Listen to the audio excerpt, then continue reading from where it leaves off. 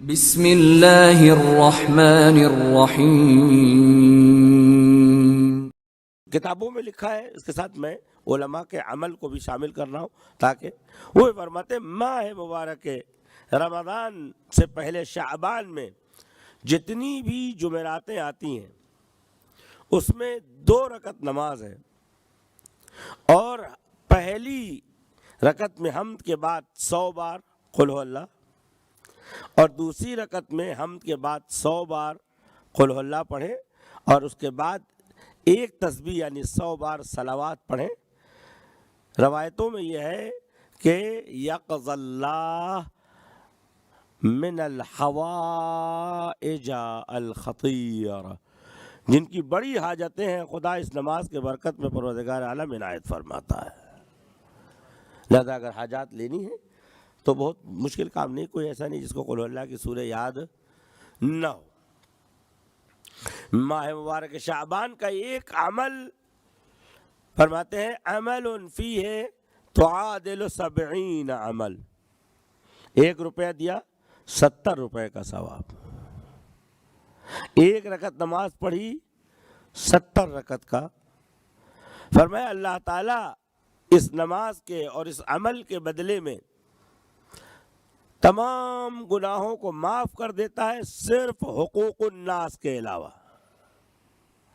یعنی اگر کسی کے اوپر حقوق الناس ہے، لوگوں کا حق اگر باقی ہے، وہ ماہ مبارک رمضان میں استحلال کر لیں، شعبان میں استحلال کر لیں، یعنی ان سے کہے بھائی غلطی ہوئی معاف کر دینا اگر ہے، اور اگر نہیں مل رہا نہیں معلوم اس کی طرف سے رد مظالم کریں، یعنی جو حق باقی ہے وہ فقراء و مساکین میں تقسیم کر دیں، اس کی طرف سے صدقہ دے دیں اگر اس کا کوئی عطا پتہ نہ ہو نہ معلوم ہو۔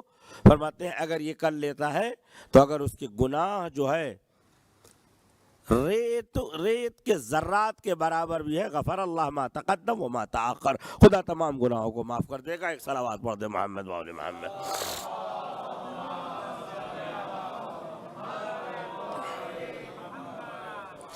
اور آج فرصت بہت اچھی ہے، صبح کل کی شام ہونے سے پہلے آپ کوئی بھی عمل انجام دے سکتے ہیں۔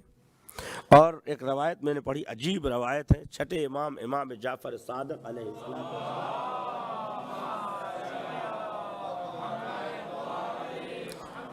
کہ فرشتے عرش سے فرش پہ آتے ہیں، وَعِندَهُمْ أَقْلَامٌ مِّنَ الذَّهَبِ والصحف من الورق، ان کے پاس قلم ہوتے ہیں کہ جو سنہرے ہوتے ہیں، اور جو کاغذ ہے وہ بھی سونے کا ہوتا ہے، اور غروب آفتاب سے لے کر کل طلوع غروب آفتاب تک، یعنی آج کی شام سے لے کے کل کی شام تک، لا یکتبون الا الصلاۃ علی محمد و آل محمد۔ ایک صلوات پڑھ دے محمد۔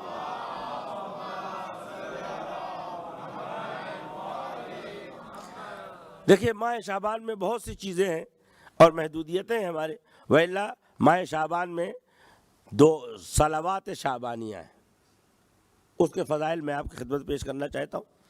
اس کے بعد ماہ شعبان میں مناجات شعبانیہ ہے۔ مناجات شعبانیہ یہ ائمہ کی مناجات تھی، نمازوں میں، قنوتوں میں، دعاؤں میں پڑھتے تھے۔ انشاءاللہ کبھی اور موقع رہا تو عرض کروں گا، وقت ہے اپنے پاس۔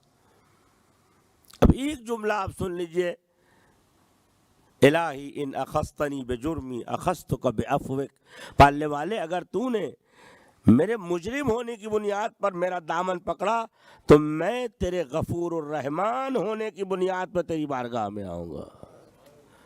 الہی پالنے والے اگر تو نے مجھ کو معاف کر دیا تو میری دنیا و آخرت سنور جائے گی۔ وَأَنْتَ غَنِيٌّ عَنْ عَذَابِي، اور مجھ جیسے بھوکے ننگے غریب کمزور کو عذاب کر کے تیری عظمت میں کیا اضافہ ہو جائے گا۔ لہذا پالنے والے تو عذاب کرے نہ کرے تیری ساحت میں کوئی فرق نہیں آتا ہے، لیکن اگر رحم کر دے گا تو مجھ جیسے فقیر کی دنیا بھی بن جائے گی، آخرت بھی بن جائے گی۔ یہ وہ جملات ہیں، معارف ہیں، علوم ہیں کہ محدقۃ بانوار قدسیات کا پالنے والے مجھے وہ معرفت عنایت فرما کہ جیسے قندیلیں جو ہیں، قندیل دیکھا ہے نا، جیسے قندیلیں جو ہیں وہ عرش سے ٹکی ہوتی ہیں، لگی ہوتی ہیں، بالکل جڑی ہوتی ہیں، پالنے والے میں بھی اس اوج پہ پہنچوں کہ میری روح اور میرا قلب تیری عرش رحمت سے جا کے لگ جائے۔ ایک صلوات پڑھ دیں محمد والے۔